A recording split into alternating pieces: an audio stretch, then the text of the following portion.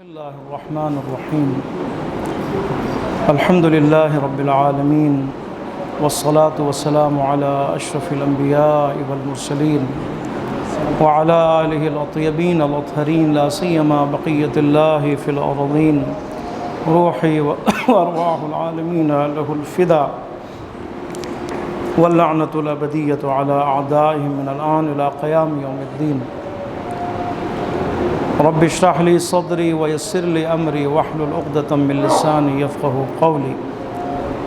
أما بعد، قال الله تبارك وتعالى في كتابه المجيد وفرقانه الحميد وقوله الحق.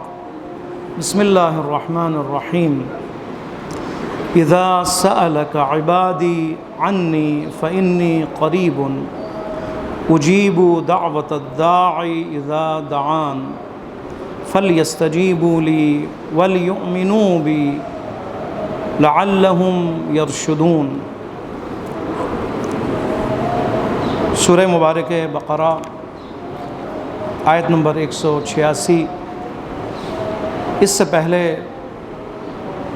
جیسا کہ عرض ہوا اور پچھلے نشست میں تفسیر کے عنوان سے جو گفتگو ہوئی، تینوں آیات کا جو موضوع تھا وہ روزہ تھا، اور اس آیت کے بعد بھی اگلا جو ہے موضوع روزہ ہے۔ درمیان میں خداوند متعال نے دعا کا تذکرہ کیا ہے۔ اس کا مطلب ہے روزہ اور دعا کا آپس میں رابطہ ہے، یعنی انسان کے جو روزہ رکھتے ہوئے اپنے تزکیے کے لیے مصروف عمل ہے، تزکیے کے دوران، اپنے پیاس کے دوران، اپنے بھوک کے دوران، اس حالت میں انسان کے لیے جو سب سے اہم جو کام ہے جو اس نے کرنا ہے، اپنی آمادگی کے ساتھ، فکری آمادگی کے ساتھ، ذہنی آمادگی کے ساتھ، اور اپنے بالکل تیاری کے ساتھ خداوند متعال کی دعا میں، بارگاہ میں دعا گو ہو، دعا کرے۔ یعنی دعا کے لیے جو حالت انسان کی ہونی چاہیے وہ کیا ہے؟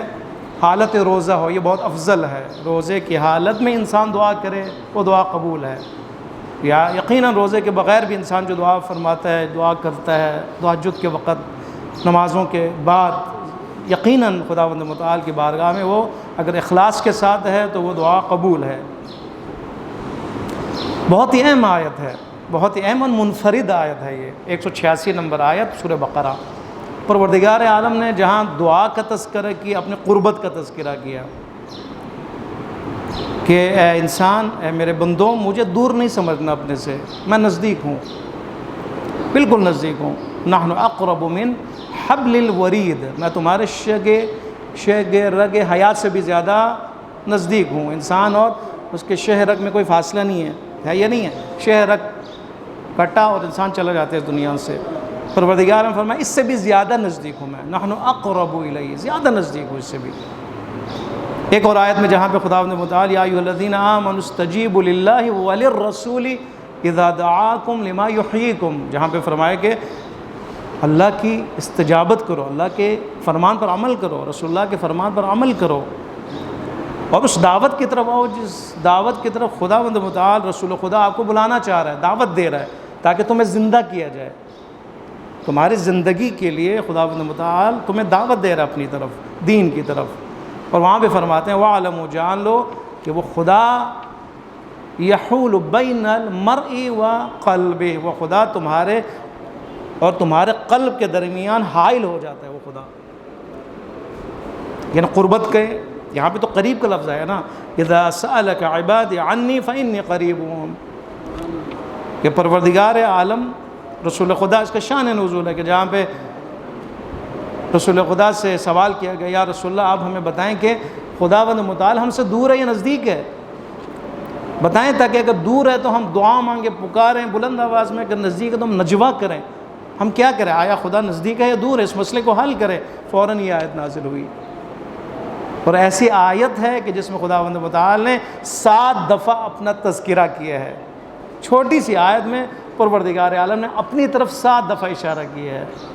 دیکھیں آپ، اذا سألک، جب بھی اے رسول آپ سے سوال کرے میرے بندے، خدا فرما رہا ہے میرا بندہ اگر میرے بارے میں آپ سے سوال کرے، خدا فرما رہا ہے اے رسول میرے متعلق، مجھ خدا کے متعلق میرا بندہ آپ سے سوال کرے سوال سے مراد یہ شان نزول ہے، یعنی خدا قریب ہے یا نزدیک ہے، یہ سوال اگر کرے اس کا جواب آ رہا ہے۔ عبادی، میرا بندہ میرے متعلق سوال کرے، کہ دو ہو گیا، میرے بارے میں میرے متعلق سوال کرے۔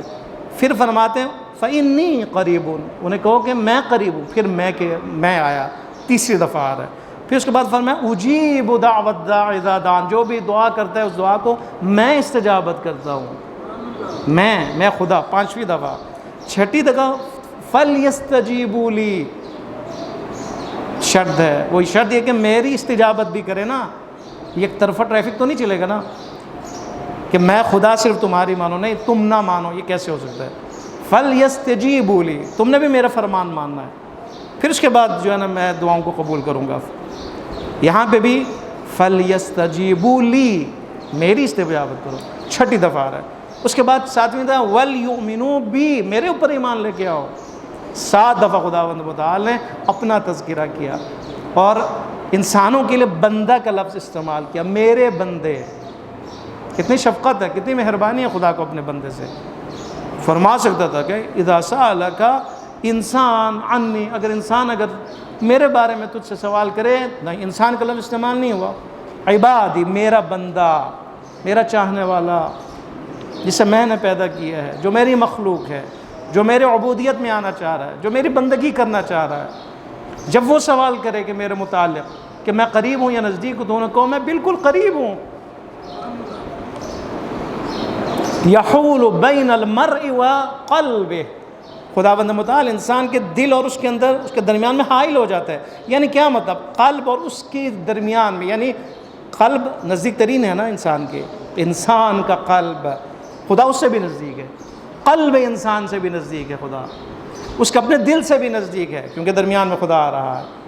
یعنی کیا مطلب؟ یعنی انسان قلب میں جو سوچتا ہے پہلے خدا کو پتا ہوتا ہے کیا سوچنے والا ہے، ٹھیک ہے؟ آپ کے قلب میں کوئی چیز نہیں آتی مگر خدا کو پہلے پتا ہوتا ہے ہم کیا چاہتے ہیں، کیا خواہش رکھتے ہیں، کیا کرنا چاہتے ہیں، کیا پلاننگ ہے، کیا ہماری نیت ہے، نیت بد ہے، بری نیت ہے یا اچھی نیت ہے، اچھی پلاننگ ہے، بری پلاننگ ہے، عبودیت کی پلاننگ ہے یا شیطانیت کی پلاننگ ہے، مکر کرنا چاہتے ہیں یا کسی کی خدمت کرنا چاہتے ہیں، ٹھیک ہے؟ ہمارے دل سے زیادہ خداوند متعال نزدیک ہے، علیم ہے، بذات الصدور ہے، جو ہمارے دلوں میں سب کچھ جانتا ہے۔ اس لیے فرمایا ان سے کہہ دے فَإِنِّي، یقیناً میں قریب ہوں، دور نہیں ہوں، میں دور نہیں ہوں۔ بولنا چاہتے ہو، پوچھنا چاہتے ہو، بتانا چاہتے ہو، خواہش کا اظہار کرنا چاہتے ہو، اپنے مشکل کو ڈسکس کرنا چاہتے ہو، اپنے ایشوز کو بتانا چاہتے ہو، بتاؤ، ڈائریکٹلی بتاؤ، کسی واسطے کی ضرورت نہیں ہے، ٹھیک ہے؟ انسان جب اپنے اولاد والدین سے بھی گفتگو کرنا چاہے، والدین کمرے میں ہو تو کیا ہو گیا، کمرہ بند، کیا کیا جائے؟ والدین گھر میں نہیں ہے، کیا کیا جائے؟ کس طرح بتائے؟ وہ سفر پہ ہے تو نہیں بتا سکتا اپنا، گھر پہ نہیں ہے تو نہیں بتا سکتا اپنا، موجود نہیں ہے تو نہیں بتا سکتا اپنا۔ ہاں اگر موبائل ہے تو بتا سکتے ہیں، اگر نیٹ بند ہو تو کیا کرے گا انسان، ہے نا؟ یہ ایشوز بھی ہیں نا، نہیں بتا سکتے انسان، بہت سے ایشوز ہیں، بہت سے مسائل ہیں، بہت سی رکاوٹیں ہیں، نہیں بتا سکتا۔ ماں باپ ناراض ہے، نہیں بتا سکتا، ڈرتا ہے۔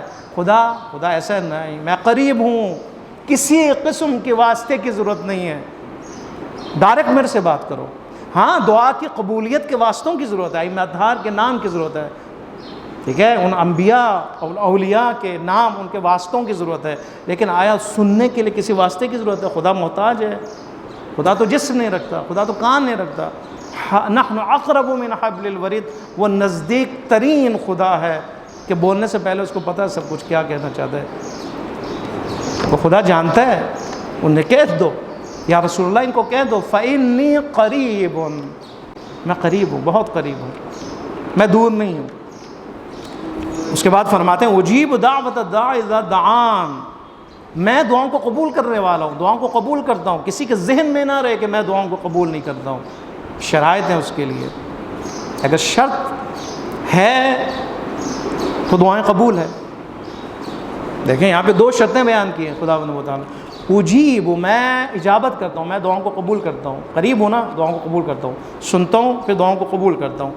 دعوت الداعی، شرط یہ کہ دعوت کرنے والا یا جو پکارنے والا یا جو دعا کرنے والا وہ دعا کرے، دعا کرے، وہ دل سے دعا کرے، اخلاص سے دعا کرے، مضطر ہو کے دعا کرے، پریشان حال ہو کے دعا کرے، سارے دنیا اور غیر خدا سے وہ کٹ جائے اور اس سے نا امید ہو کے دعا کرے، خدا کو قادر سمجھتے ہوئے اگر وہ دعا کرے، یہ سمجھے کہ ہر چیز، ہر مشکل کا کشا جو ہے وہ خداوند متعال کی ذات ہے اور کوئی بھی نہیں ہے۔ ہاں اگر اس طرح دعا کرے، دعوت الداعی، دعوت دعا کرنے والا جب دعا کرے، کرنا ضروری ہے اور کرنا بھی کوالٹی اس کی ہونی چاہیے، اخلاص کے ساتھ دل سے اٹھے، ٹھیک ہے، دل سے پکارے، مشکل کو سمجھتے ہوئے پکارے۔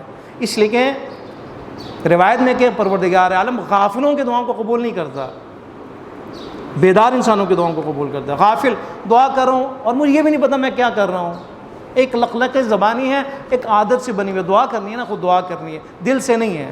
فرماتے ہیں نہیں، غافل ہو کے دعا نہیں کرنا، غفلت میں دعا نہیں کرنی، بیدار ہو کے دعا کرنی ہے اور دل کی گہرائیوں سے دعا کرنی ہے اور مضطر ہو کے دعا کرنی ہے، مشکل کو سامنے رکھ کے دعا کرنی ہے اور اللہ کو مشکل کشا سمجھتے ہوئے مشکل کشاؤں کی مدد سے اور واسطوں سے اور وسیلوں سے دعا کرنی ہے۔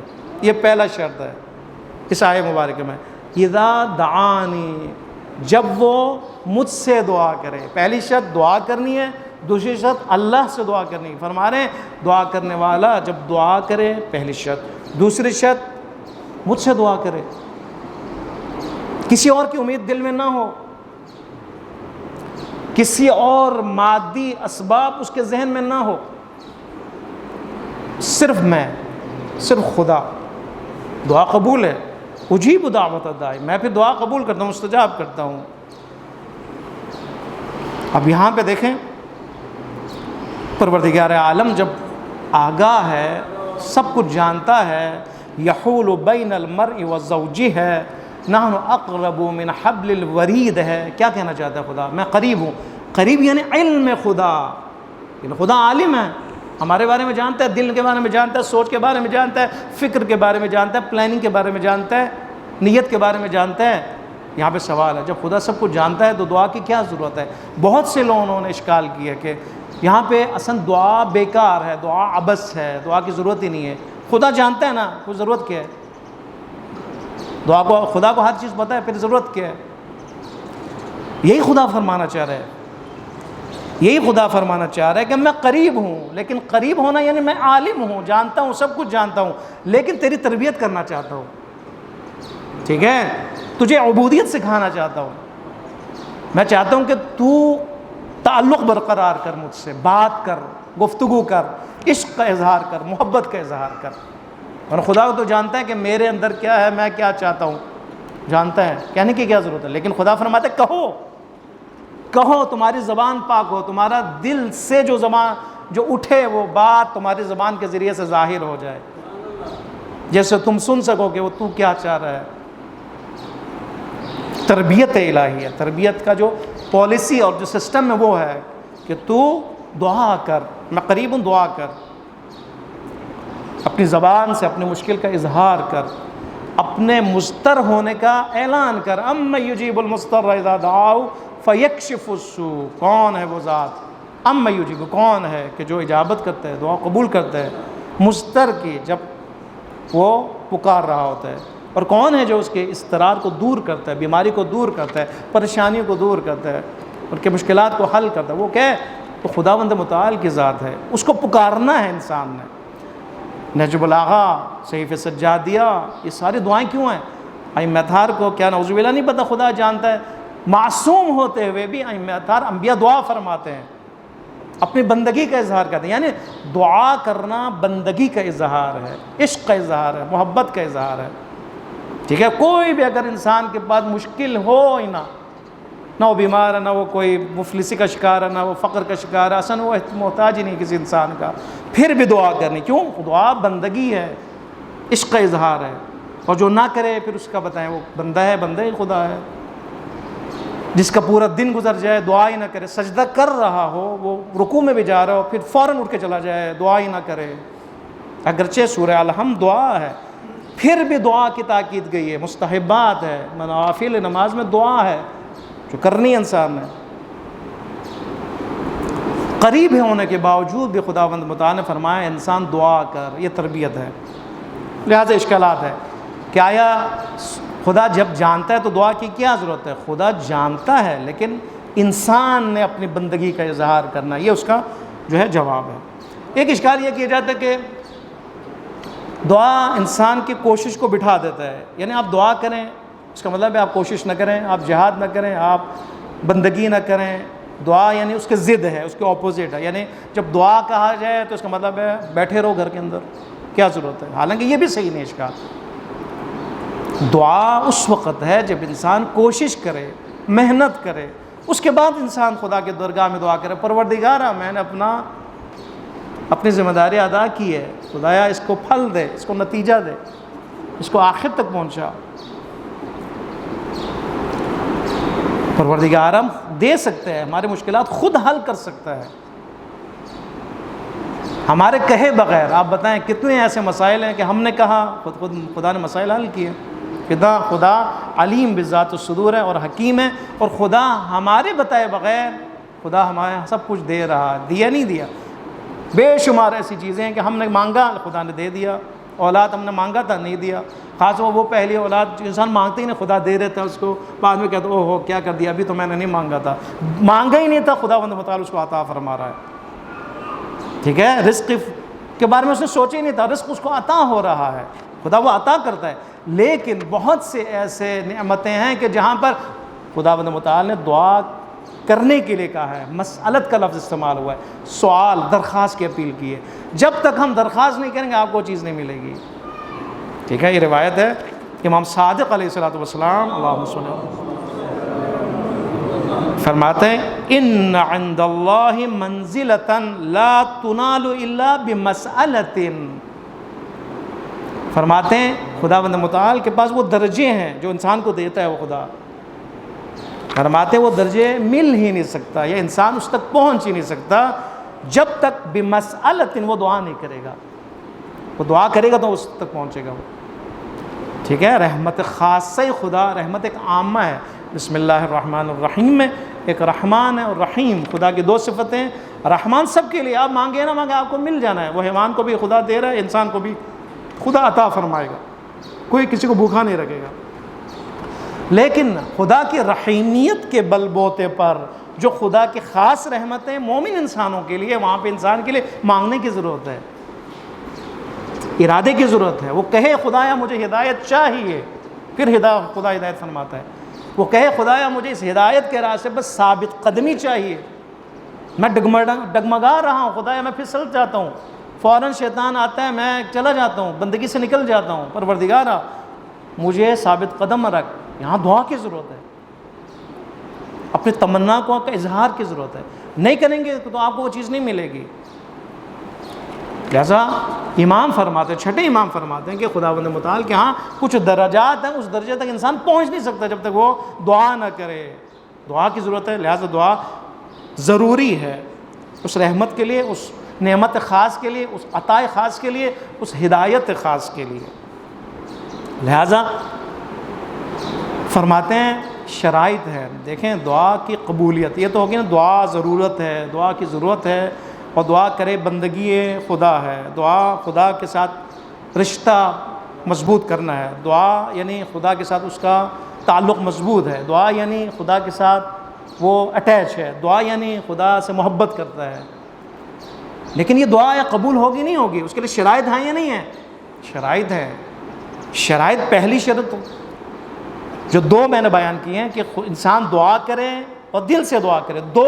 تیسری شرط خود یہاں پہ بھی اسی آیت میں بیان ہوئی ہے، چھوٹی سی آیت میں سب کچھ بیان کر دیا خداوند متعال نے۔ وہ کیا ہے؟ فَلْيَسْتَجِيبُوا لِي، ایک طرف کی ٹریفک نہیں چلے گی، فَلْيَسْتَجِيبُوا لِي، میری استجابت بھی کرو نا، تو میں جو مانگ رہا ہوں وہ بھی دو نا مجھے، میری بندگی کرتے ہو نہیں کرتے ہو؟ میں کہتا ہوں جھوٹ مت بولو، بولتے ہو نہیں بولتے ہو؟ میں کہتا ہوں غیبت مت کرو، کسی کے پیٹھ پیچھے اس کی تذلیل مت کرو، ٹھیک ہے؟ اس کی شخصیتی ٹیرر نہ کرو، نہ مارو اس کو، ہے یا نہیں ہمارے خاندانوں میں، خاص وہ خواتین میں؟ یہ بیماری عام ہے، منع کیا جائے تو پھر بھی باز نہیں آتے، عادت سے مجبور۔ اور سب سے بڑا گناہ کبیرہ کہ آخرت کا دار و مدار اس کی معافی پہ ہے۔ جہاں پہ آپ نے تہمتیں لگائی ہیں اور غیبتیں کی ہیں، جب تک جس کی غیبت ہوئی ہے وہ معاف نہیں کرے گا، قبر میں عذاب ہے، برزخ میں عذاب ہے، آخرت میں عذاب ہے۔ جس پر تہمت لگائی ہے جھوٹی، جب تک وہ معاف نہیں کرے گا، معافی نہیں مانگے گا، معافی دینے تک اس کے لیے عذاب ہے۔ ٹھیک ہے، خدا فرما رہے ہیں فَلْيَسْتَجِيبُوا لِي، ٹھیک ہے، اُجِیبُ دَعْوَتَ الدَّاعِ، لیکن شرط ہے کہ فَاسْتَجِیبُوا لِی، میرے فرمان پہ عمل کرو۔ کر رہے ہو نہیں کر رہے ہو، یہ نہیں ہو سکتا کہ انسان غیبت کرے اس کے بعد دعا کرے۔ روایت میں ہے نا، جو غیبت کرے، پیٹھ پیچھے کرے، 40 دن اس کی دعائیں قبول نہیں کرتی ہوتی، اور خدا اس کی طرف نگاہ بھی نہیں کرتا، نگاہ بھی نہیں فرماتا، اتنا ناراض ہو جاتے خداوند متعال۔ خدا کو اپنے بندوں کی عزت پیاری ہے، خدا کو بہت عزیز ہے اپنے بندوں کی عزت اور ان کا وقار، اور جو بھی کسی کے وقار سے کھیلے کھلونا بنائے، چاہے وہ مرد ہو چاہے عورت ہو، خدا معاف نہیں فرماتا، دیکھتا بھی نہیں، اگنور کرتا ہے۔ وہ پکارتا ہے، کہتا ہے نہیں نہیں چاہیے، تیری پکار ہی مجھے نہیں چاہیے، تیری زبان ہی مجھے نہیں چاہیے۔ 40 دن بائیکاٹ خدا کی طرف سے، کیوں؟ فَلْيَسْتَجِیبُوا میں فیل ہو گیا نا، وہ فرمان خدا پہ عمل نہیں کر رہا۔ خدا نے فرمایا حلال کھاؤ، لقمہ حلال تمہارے معدے میں جانا چاہیے، تو جسم کیسا ہے؟ لقمہ حلال سے ہو، یہاں سے حرام، رشوت، باقی چیزیں، یہاں پہ دعا مانگ رہا ہے، کیسے ہوگا؟ فَلْيَسْتَجِیبُوا لِی، اس کے جو اثرات ہیں، نیچرل جو اثرات ہیں وہ اپنی جگہ پر ہے، ٹھیک ہے، لیکن اس کے جو طبعی اثرات ہیں وہ اپنی جگہ پر ہے۔ فَلْيَسْتَجِیبُوا لِی، شرط تیسری ہے کہ میرے فرمان پر عمل کرو، میرا کہنا مانو، جو جس چیز کے منع کیا اس سے منع ہو جاؤ، رک جاؤ، جو میں نے کہا ہے کرو، اس پر عمل کرو، ساتھ دعا کرو، ہاں ساتھ دعا کرو۔ یہی تو بندگی ہے نا، بندگی ہے کہ عملی اور زبانی بندگی، عملاً بھی میں بندہ خدا ہوں، زبان سے بھی دعا کر رہا ہوں اور بندگی کا اظہار کر رہا ہوں، یہ دعائیں قبول ہیں۔ ممکن ہے وہ بھی خداوند متعال ٹال دے، اس کی مصلحت کے تحت، اس انسان کے، اس کے ذات کے نفع و نقصان کے تحت انسان کو ڈیلے کر دے یا نہ دے، قیامت کے دن دے دے، یہ بھی ہو سکتا ہے۔ جو دعا اس کی کی ہے اس کا صلہ قیامت کے دن دے، ممکن ہے دنیا میں خدا دے لیکن دیر سے دے، ممکن ہے فوراً دے، اس کے مصلحت میں ہو۔ فَلْيَسْتَجِیبُوا لِی وَلْيُؤْمِنُوا بِی، میرے پر ایمان لے کے آؤ، ایمان شرط، ایمان کو مضبوط کرتے جاؤ، یہ شرط ہے، اور اس ایمان کے بل بوتے پر دعا کرو۔